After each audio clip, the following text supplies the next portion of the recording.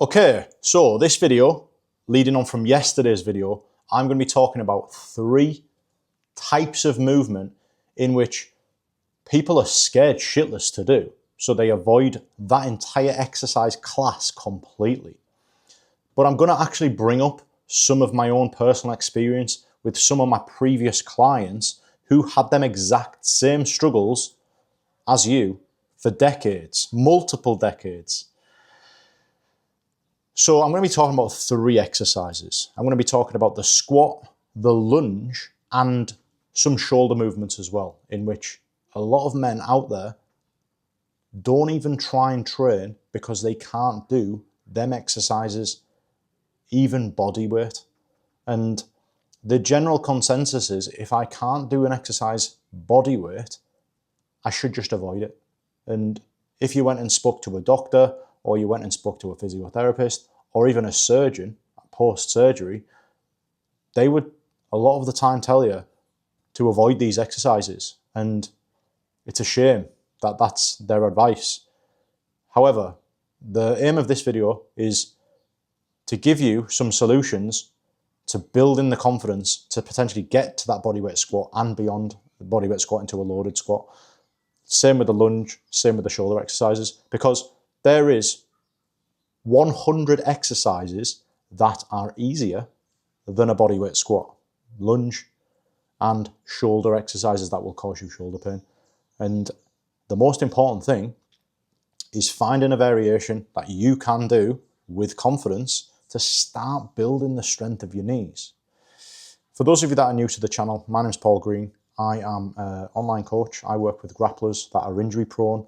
Some of them are injured, and some of them aren't even injured at all that come to me because they really want to strengthen their joints. And we do so on my online coaching program called the Longevity Program. I absolutely love this stuff. My experience over the past 10 years, I've trained thousands of elite soldiers in the British Army when I was a Special Forces Support Group operator. And that formed the foundation of my knowledge and expertise on all of these matters. But now, full-time online coach is my jam. And if you appreciate this type of content, stick around, subscribe to the channel and all that stuff. Okay, the first exercise I'm going to be talking about is the squat. And the reason I need to talk about this exercise is because there's a stigma around doing a squat that it either has to be perfect or you have to be able to do a squat without any sort of pain in your knees to even consider doing a squat. And that's not true, right? For example, everybody has this, you're on social media and stuff like that, and you see the perfect example of a squat and you look and you think, well, I can't do that. I'm not going to bother. And that's understandable. It's an understandable viewpoint to have. First and foremost, a simple squat, right, requires you to have really good ankle mobility and really good hip mobility for you to go all the way down and get full knee bend. The problem with that is most men don't have that level of mobility at any age over like the age of 10. Do you know what I mean? It's just not a realistic expectation, and I would never place that on any of yous or any of my clients. So, me as a coach, as an expert in these areas, finding exercises which challenge your knees and take away the requirement for hip mobility and ankle mobility is the most important thing for me in the initial part of any program, because you that avoids these exercises need to be shown that these exercises will strengthen your knees, even though you've been avoiding them for years, and even though you might have a very extensive injury history, right? So I need to show you that you can do these exercises pain-free, and I need to show you how, and I need to also make sure that you're doing them correctly, right? So let's just say, for example, you are a man that doesn't do squats because the squat, even a bodyweight variation of a squat, causes you knee pain. And now I don't care if it's left knee pain, right knee pain, right? Simply put, that bodyweight squat needs to now, instead of being an exercise for training now, that needs to change. That needs to be a goal for the future, a milestone, yeah? And what you need to do now is a variation of a squat which doesn't cause you knee pain. And it sounds so simple, but because we are men, we place very high standards on ourselves. And if we can't do a certain thing that potentially that we used to be able to do as well, really well, we just avoid it and we're like, nah, no chance. So something that you do every day is you do squatting every day. And trust me, you actually do. You get out of bed, you use your hands, you sit down on a sofa, you sit down on a chair to eat food, you get up, you're squatting. But what are you doing to alleviate the knee pain? You're using your hands. Is there anything wrong with that? Now, in a training setting, squatting with a little bit of assistance at the bottom is a fantastic way of actually developing the strength of your quads that surround the knees and surround helping your knees out as well. Is there anything wrong with that? In my eyes, if it works, if it strengthens your knees, there is absolutely nothing wrong with that. The only thing that's wrong with that is most blokes' mentality around having help, having assistance. Think about it. If you've not entered, a low squat for years, and I say years putting it lightly, like I'm talking 10 years, 20, 30 years. If you haven't been in a deep squat position for 30 years, obviously you are going to be terrible at it. Do you know what I mean? So the fact that you're like, no, I'm not doing squats in the gym, I'm not going to buy a couple of kettlebells, I'm not going to buy a dumbbell because it hurts. Of course it hurts because your body now just doesn't need to do that. If I asked you to do something that your body has never done in 30 years, it's obviously going to cause a few dramas, a few issues. Anyway, that's like my intro. It took 7 minutes. It is what it is. But hopefully you appreciate the passion that I have for this subject. I'm going to bring up one of my previous clients, right? He had a previous knee injury. He had a couple of slip discs and stuff like that. His priority in my program was restoring nerve function on one of his legs. However, one of the side missions we had was strengthening his knees. It's a very common thing that we have. Blokes, as they're getting a little bit older, they start to get weaker knees. And without strong knees, quality of life becomes virtually, a simple, easy quality of life becomes virtually impossible, right? So the first thing, assess whether you can do a squat pain-free bodyweight. If that is not an option, right, this exercise is unbelievable, right? And it's a chair sit hold. So look, what I want you to do is I want you to pay attention to his face when he gets into this position. This was him on the first week of his program. So I've said to him, look, I want you to do this. I want you to get yourself into as deep a position as possible, and I want you to try and hold it for 30 seconds. And I don't want you to go to a point where you feel pain in your knees. Look at his face. Look at he's putting his hands on his legs to alleviate the pain as well. He's not allowing his knees to take full brunt of the weight. And now he's panicking. He's at that 90-degree place and he is fucking panicking here. Really scared, really nervous. Deep breathing, he's tensing up. He is not comfortable here. Perfect knee bend, 90-degree knee bend. And fair play to him, but I couldn't help but notice just how much distress. He wouldn't have considered himself to have injured knees. But this is him on the first week of my program. And he told me, he's like, I haven't squatted, for years. I haven't squatted for decades, like multiple decades, 10, 15, 20 years. And that time when he did do it before was kettlebells and stuff like that in his garage. So I didn't tell him to squat. I was like, okay, we're going to make it easier. We're going to earn the right to get back there where we were and then progress beyond there. So this is what I use. Anybody that comes onto my program, the first thing you will do if you do a squat with pain and it's like, okay, we need to instantly go, no more squatting for you. We need to do a variation of a squat in which improves your knee strength, but also improves your confidence in training this joint. Because it's all good getting stronger. It's all good some person on YouTube telling you to do an exercise and do an exercise like this. But if you haven't got the confidence to do that exercise because that exercise hurts, you're never going to do it, right? This exercise is gold dust, right? And it might not even be as good as this. Like if you can see this exercise now, he's got a 90-degree knee bend. I've told him to do a 90-degree knee bend. And on his first week, I'm not even going to lie, I didn't expect him to be doing a 90-degree knee bend. I expected him to be a little bit higher up and holding that for 30 seconds. And then maybe a week after, we can drop it down an inch and then build up to 90 degrees. So the first thing you do is a chair sit hold and assess where the knee angle is. You know, the gold standard here would be 90-degree knee bend, because think about if you were squatting, you know, all the doctors and all the experts say you should be squatting at 90 degrees. That's a different video, by the way. But it's about getting the knee strength required to bend your knees at 90 degree, right?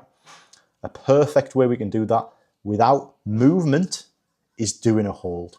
But in a lot of cases, we have to build into that joint angle. Does that make sense? So isometric holds is literally the most powerful entry point into strengthening your joints. If you have joint pain, doing any movement, that could be honestly any movement. Give me examples of where this doesn't work, and I will send you a comment I will send you a response in the comments below, because if you have joint pain, an isometric hold will reduce your joint pain massively, right? But the problem is that people think because they don't have joint pain, they're fixed, they're sorted, they're happy, they're amazing, they're superheroes. That's not the case, because the pain isn't actually the problem. The pain is the response to the problem. And what's the problem? The problem is actually weakness of the joint and the surrounding structures. This exercise targets the surrounding structures. You know, no painkillers. You could take painkillers to get rid of the pain. How many people are actually willing to target the exact areas that hurt safely? Not many, right? So this exercise was used as a means to get him the confidence in his knees, but also to develop the muscles around his knees and the strength of his knees. So then he could progress this exercise onto a single leg variation. Single leg variation of a chair squat. Again, you might have to raise the height of yourself and then build up into a 90-degree hold. You might not be. Think about it, right? If you've just done a 30-second 90-degree knee bend chair sit hold without pain, that's a huge milestone, right? If you can't squat without pain, but you need to be strong enough to do it single leg for 30 seconds before you then progress onto a squat. Trust me, right? If you do this, you will be squatting pain-free very quickly, probably before 2025's out, right?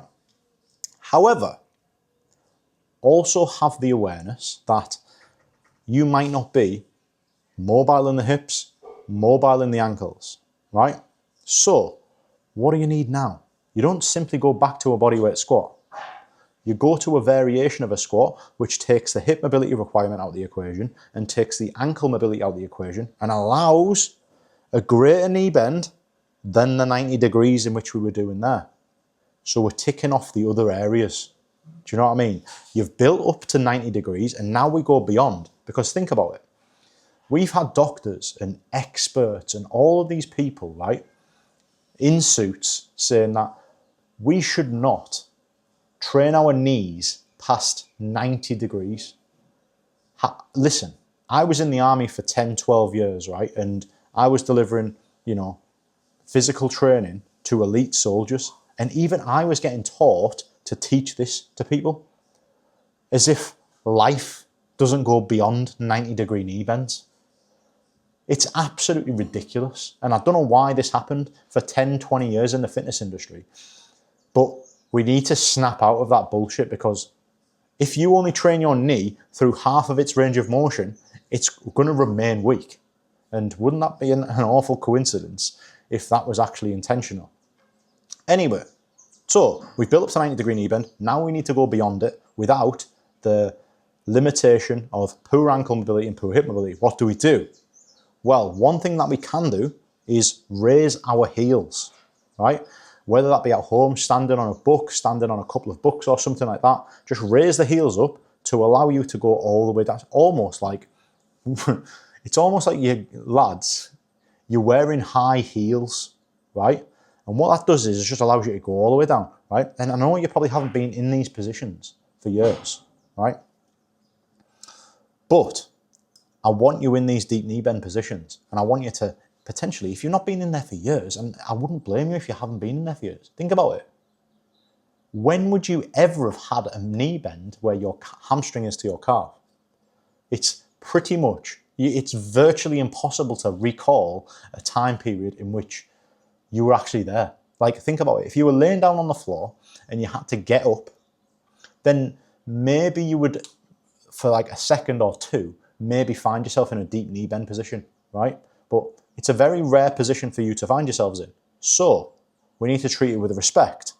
Now see how the mindset starts shifting. You start having a bit more humility with movements, because who cares if Joe Blogs or so-and-so can squat because he's taking TRT and he's doing all these things. Don't care. You're competing with yourself. You're competing with your previous self to make yourself, a hell of a lot better in the future. And like I say, it's not about avoidance. It's about finding a real good solution for you at the moment. Find that baseline and just add onto it week by week. And as I said, the most awesome way you can do this is with a heels elevated bodyweight squat. But as you go into the bottom positions, absolutely help yourself out of the bottom positions for the first couple of weeks. And then what you'll find is the muscles will be like, all right, this position's actually pretty good. And you're going to be able to do it without using your hands. And then you're potentially going to be able to do it with a little bit of weight, whether that's a 5 kilogram water bottle, a small kettlebell, a small dumbbell. And then you're going to be able to do it with a barbell, so on and so forth, right? But think about a squat as a tool for you to use to strengthen your knees. Yes, a squat can be so much more than that. However, think about the strengthening of the joints, right? A squat is a great way for you to strengthen your knees. However, it's only a great way for you to strengthen your knees if you can get yourself into a position that allows that full knee bend, hamstring to calf. And then how can you do hamstring to calf? Not by squatting normally, not by doing a bodyweight squat, because hips are the limitation, ankles are the limitation. So we had Mike a couple of weeks into his program, and he was, I'm going to turn that off because that was annoying, wasn't it? And as you can see, he is now starting to go. He was 90, this is 90 degrees. This is 90 degrees. I'm going to get a different one up. Excuse me for one moment while I just find a full knee bend. So the moment you start thinking about your joints and really priding yourself in your joints, is everything changes, because it becomes a case of, I don't care that I can't do a bodyweight squat. I'm just trying to improve the range of motion of my joint and the strength. Because if I can do this with my knees, my quality of life becomes so much better. I can get out of bed, I can, get in the car, I can get out of the car, I can walk up the stairs. All of this stuff, week by week, becomes a hell of a lot easier. And I'm nearing on 20-minute mark, and I've still only talked about the squat. So I am going to wrap it up with just talking about the squat here. But I'm going to find another video of him doing a deep knee bend exercise. And this is another exercise in which takes ankle mobility and hip mobility out of the equation, but allows him to go, and this was 3 months after he'd started, my program. He started my program November last year. And now I want him to really focus on that deep knee bend. So you can see him getting into the real deep positions. And we start with a front leg elevated here. And that front foot comes off the floor. But again, you can probably look at this exercise and think, my knees would explode in this position. Yes, because you haven't done the chair sit holds, you haven't done the heels elevated squats for a few weeks, and you haven't done this, hands assisted, which are all variations in which he did in the weeks building up to this. Now you can probably imagine, look at the reps now. He's in them deep ranges, he's pausing, and he looks like he's really enjoying this position. His knees, after a few months on my program, felt absolutely unbelievable. And I just want you to take away from this video, right, that there is a start point for you, right? There is absolutely not a start point if you avoid an exercise or a variation of an exercise in which causes you pain. There is always a way that you can make that exercise easier, to make it not cause pain, but still cause enough pain to actually make you stronger. Remember, the pain isn't the problem. When you solve the pain or you alleviate the pain, you are not all of a sudden a superhero. Like these blokes may think after 4 weeks on my program. And I tell them all the time, I'm like, the pain wasn't ever the problem, the pain was a response to the problem. Hopefully you appreciate this insight. I hope it gives you a little bit more confidence in doing variations of exercises that, you would have thought caused you a little bit of pain. Because avoidance is never the solution. We need to find ways to work through these movements because they are great movements. Think about prioritizing the joints. Think about the squat as an exercise that you can use and abuse to strengthen your knees. Don't think about it as a means to building leg muscles and getting big legs and drinking protein shakes and all that crap. 2025. You know what a hard fact is? Some hard truths. Women at the moment train their legs more than men. Women have stronger knees than us blokes. That's it from me, lads, right? I've talked extensively about one of the most common movements, commonly avoided movements through fear. The intention of this video was to improve your confidence or increase your confidence a little bit in order to potentially do variations of these movements to start building the strength of your knees.